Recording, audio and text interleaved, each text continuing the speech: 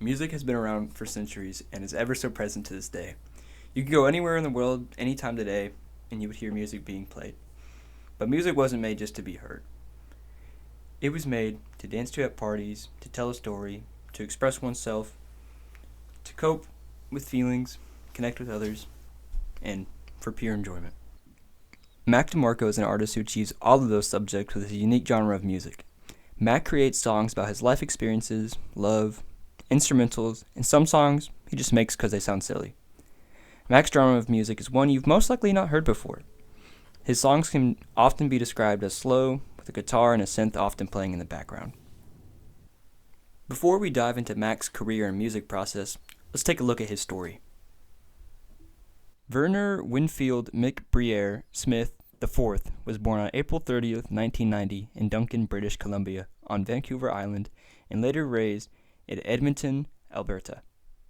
Mac's mother later changed his name to McBriere Samuel Lanyon DeMarco after Mac's father left and refused to pay child support when Mac was just 4 years old. Mac's music journey began when he attended junior high school and received guitar lessons from his grandmother. When Mac was in high school, he played in several bands with genres that include indie rock, alternative R&B, and post-punk. After graduating high school, Mac went out into the real world and continued his music career.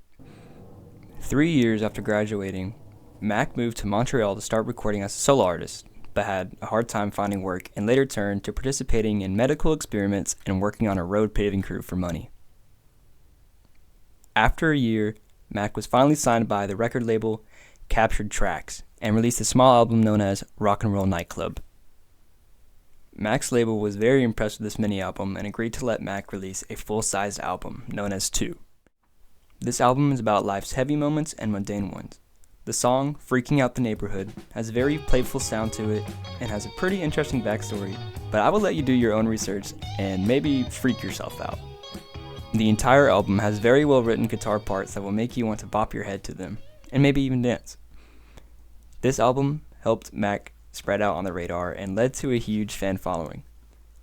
Mac went onwards to tour his debut album for 2 years and quickly began writing his second full-length album.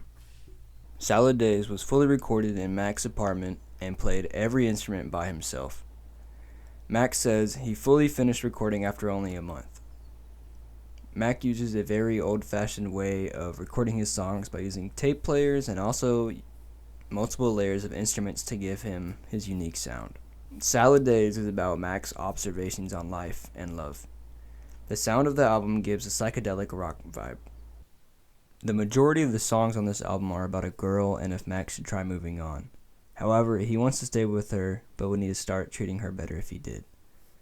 The other songs are about Mac's own thoughts, like being self-conscious about his appearance, needing to grow up, being lonely, and the thought of the girl moving on to other men.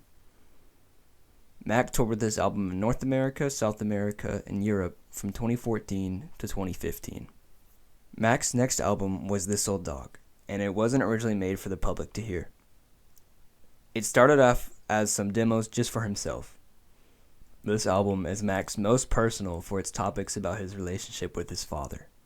In an interview with Billboard, Mac said, "A lot of the songs I wrote not thinking I was going to put them on an album, so I didn't put a block or barrier. I was just letting it flow." Due to Mac initially not planning to put some of these songs on the album, they just sat in his laptop for a good while. The first song, My Old Man, shows the listener how Mac feels towards his dad. The song refers to how Mac's father left him early in life and would rather pursue alcohol than his own son. Uh-oh, looks like I'm seeing more of my old man in me.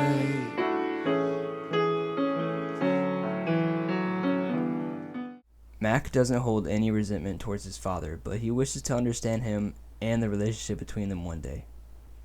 You can see in this video clip where Mac finds his dad after a show and tries talking to him, but his dad chooses to be avoidant as Mac tries to get some kind of affirmation or sense of affection from him.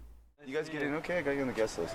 No, I bought 3 tickets, man. We've been in and out. Everybody's in bed. We're going down to the Redwoods tomorrow morning. Oh, cool. But I might sneak out. What time do you guys usually get in? 11:30, is that right?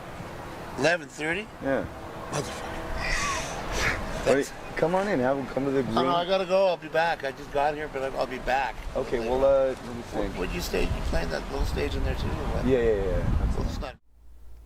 The entirety of This Old Dog expresses Mac's feelings about growing older and things slowing down in life, which can be reflected in these songs. The most notable song on this album is also his longest, with a time of 7 minutes and 3 seconds. It is called Moonlight on the River. Mac sings, again, about his father and how it is hard for him to decide his feelings for him. The outro for this song features a long, psychedelic instrumental ending, which is often played online to express feelings of sadness. After listening to Mac for about 5 years and buying a concert ticket to go see him later this year in person, I can say that he's definitely my favorite artist. I can relate so much to his lyrics, especially about love and his father, because those have both been struggles in my life. I think that you should give Mac DeMarco a listen if you haven't, because I doubt that you'll find a sound as unique and creative as his. And if you have listened to him before, I hope that I was able to enable you to learn more about him and his story. Thank you.